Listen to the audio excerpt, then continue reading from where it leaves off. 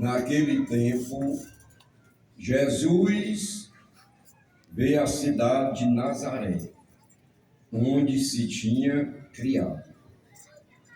Conforme seu costume, entrou na sinagoga no sábado e levantou-se para fazer a leitura. Deram-lhe o livro do profeta Isaías. Abrindo o livro, Jesus achou a passagem em que está escrito: O Espírito do Senhor está sobre mim, porque ele me consagrou com a unção para anunciar a boa nova aos pobres. Enviou-me para proclamar a libertação aos cativos e aos cegos a recuperação da vista, para libertar os oprimidos e para proclamar um ano da graça do Senhor. Depois fechou o livro, entregou ao ajudante e sentou-se. Todos os que estavam na sinagoga tinham os olhos fixos nele. Então começou a dizer-lhes: Hoje se cumpriu esta passagem da Escritura que acabaste de ouvir. Todos davam testemunho a seu respeito, admirados com as palavras cheias de encanto que saía da sua boca. E diziam: Não é este o filho de José? Jesus, porém, disse: Sem dúvida, vós me repetireis o provérbio: médico, cura-te a ti mesmo. Faz também aqui em tua terra tudo o que ouvimos dizer que fizeste em Cafarnaum. E acrescentou: Em verdade eu vos digo que nenhum profeta é bem recebido em sua pátria. De fato, eu vos digo, no tempo do profeta Elias, quando não choveu durante 3 anos e 6 meses, e houve grande fome em toda a região, havia muitas viúvas em Israel. No entanto, a nenhuma delas foi enviada Elias, senão a uma viúva que vivia em Sarepta, na Sidônia. E no tempo do profeta Eliseu, havia muitos leprosos em Israel. Contudo, nenhum deles foi curado, mas sim Naamã, o sírio. Quando ouviram essas palavras de Jesus, todos na sinagoga ficaram furiosos. Levantaram-se e expulsaram da cidade. Levaram-no até ao alto do monte, sobre o qual a cidade estava construída, com a intenção de lançá-lo no precipício. Jesus, porém, passando pelo meio deles, continuou o seu caminho. Palavra da salvação. Senhor. Aclamemos com uma salva de palmas a palavra do Senhor.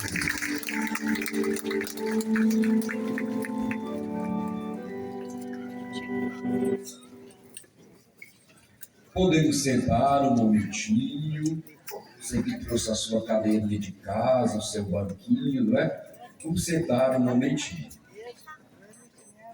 Caríssimos irmãos e irmãs, devotos e devotas da Mãe Auxiliadora, uma saudação muito cordial. Saúdo o pároco desta porção do povo de Deus, Padre Francivaldo, a quem admiro. Saúdo as autoridades civis, prefeito municipal, todos aqueles que, direta ou indiretamente, faz acontecer esta bela festa. E a você que deixou a sua casa, deixou a sua família e está conosco nesta solene liturgia, a nossa acolhida. A festa de uma padroeira traz muitos benefícios para nós. Talvez não seja benefícios materiais, mas espirituais. Porque são 10 dias de catequese, 10 dias de ensinamentos, 10 dias de instruções religiosas. E eu tenho certeza, a você que está acompanhando esta festa, desde a sua abertura, e vai acompanhar até a sua conclusão, você vai sair daqui diferente. Nem que seja mais velho, mas você vai sair. Não é? Por quê? Porque foram 10 pregações.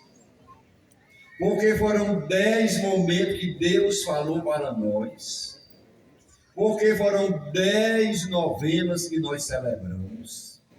Então veja a riqueza de conhecimento que nós vamos beber, como de fato já estamos bebendo, nesses dias. É Deus falando para nós. E o nosso coração se apresenta como um terreno fértil, que acolhe uma semente e produz fruto. Então, o nosso coração acolhe a palavra de Deus e produz frutos. Quem falou para nós hoje? O médico, São Lucas. São Lucas nos apresenta um texto muito bonito, usado até nas ordenações sacerdotais. Jesus está na sua terra, lá em Nazaré, onde ele foi criado e viveu a sua adolescência.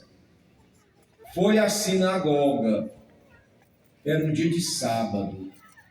Sinagoga era um lugar de instrução, era um lugar de ensinamento, era um lugar também de catequese, como nós estamos vivendo agora. E Jesus entrou, levantou e fez a leitura. Deram-lhe, naquele momento, um livro do profeta Isaías. Jesus abriu o livro e o que estava contido naquele livro? O Espírito do Senhor está sobre mim, porque Ele me consagrou e me ungiu, para anunciar a boa nova aos pobres. O que você percebe até aqui?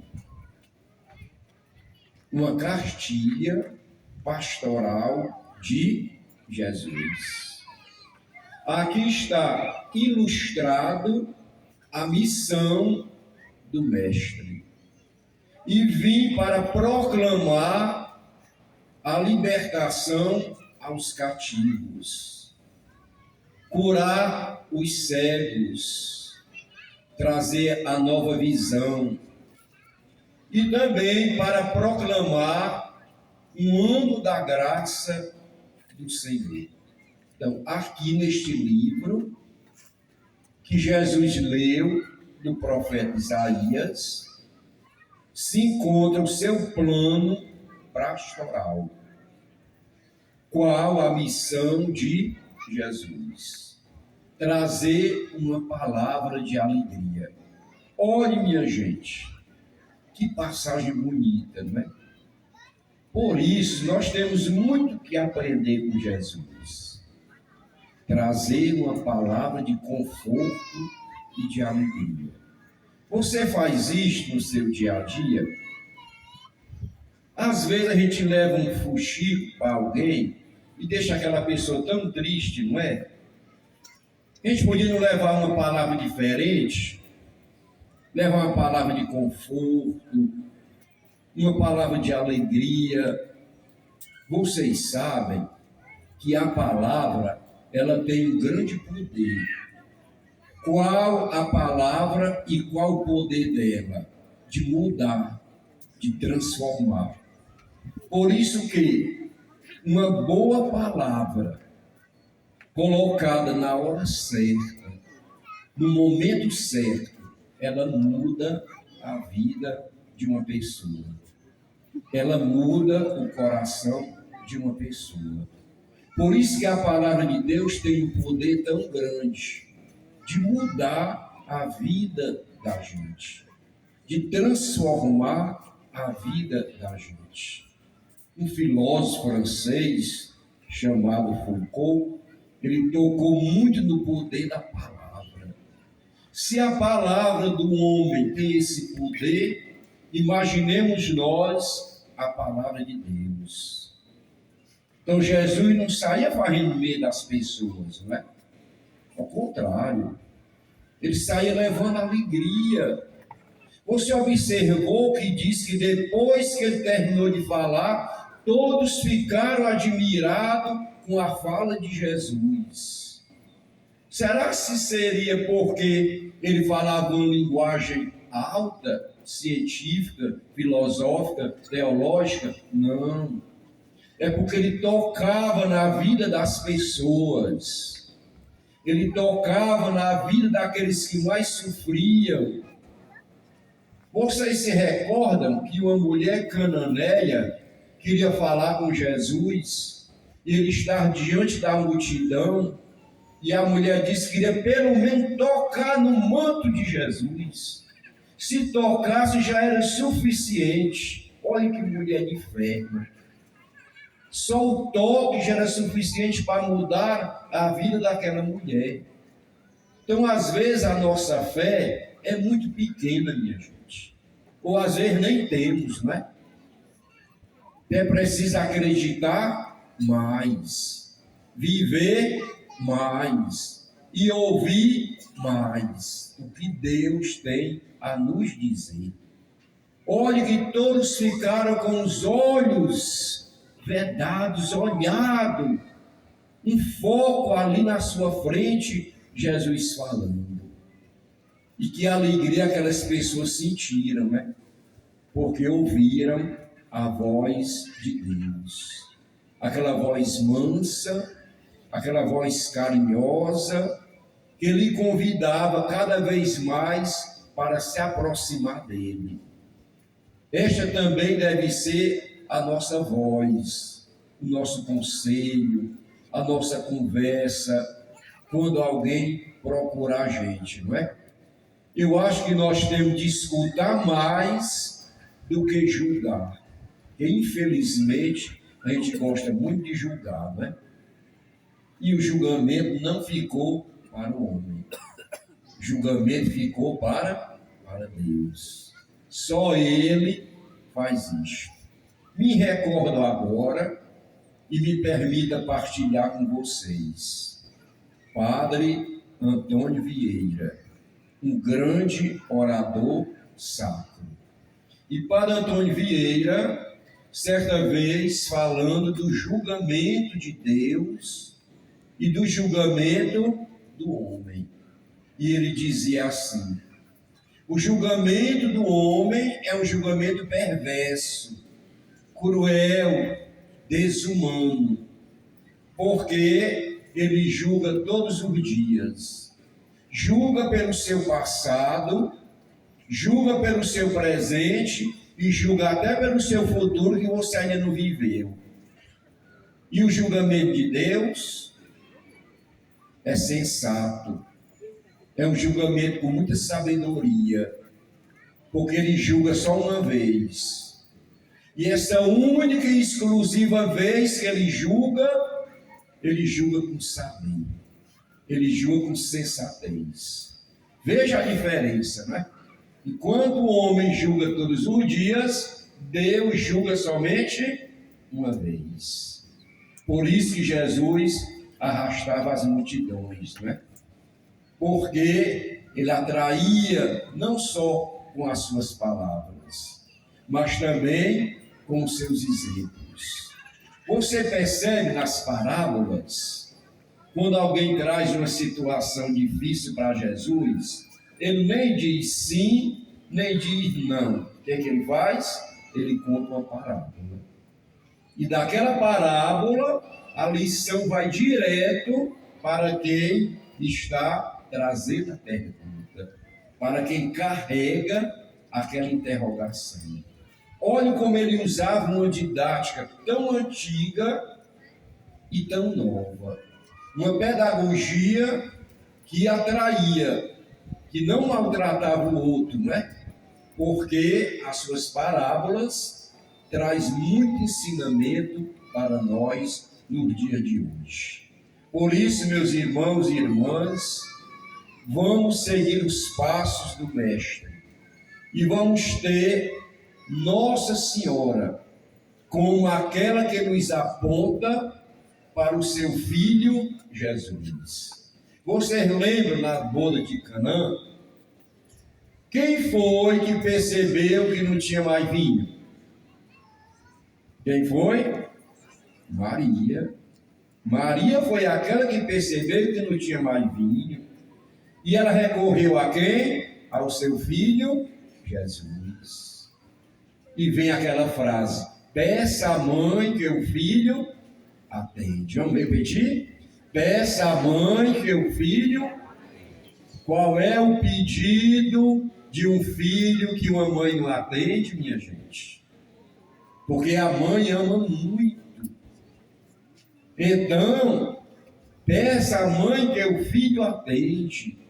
Nós levamos o nosso pedido à mãe auxiliadora. E ela leva ao coração do seu filho Jesus. Porque o seu filho Jesus a ama muito. E ele não vai dizer que não. Ao contrário, ele vai acolher sempre a prece e o pedido do coração da sua mãe. Olha a relação da mãe com o filho, como é uma relação muito profunda, de amor, de afeto e de carinho. Por isso que ao longo desses dias, eu não vou dizer nem desses dias não, eu vou dizer da vida toda de vocês que moram em Carnaval, que todos os dias, todos os domingos, estão aqui sob os pés da mãe auxiliadora, né? Colocando a sua vida, colocando a sua família, colocando a sua dificuldade, as inquietações do seu coração e pedindo conforto, o conforto espiritual. E é isso que nós precisamos. Por isso, meus irmãos e irmãs, que Nossa Senhora interceda por nós a cada dia. Não se canse de chamá-la de mãe, porque ela é a nossa mãe, a mãe da igreja e a mãe de Jesus Cristo. Louvado seja nosso Senhor Jesus Cristo. Viva Nossa Senhora Auxiliadora! Viva Jesus Cristo! E viva o povo de Deus! E agora, com o coração aberto, vamos apresentar a Deus as nossas súplicas, as nossas preces, aquela que nós trouxemos também no nosso coração.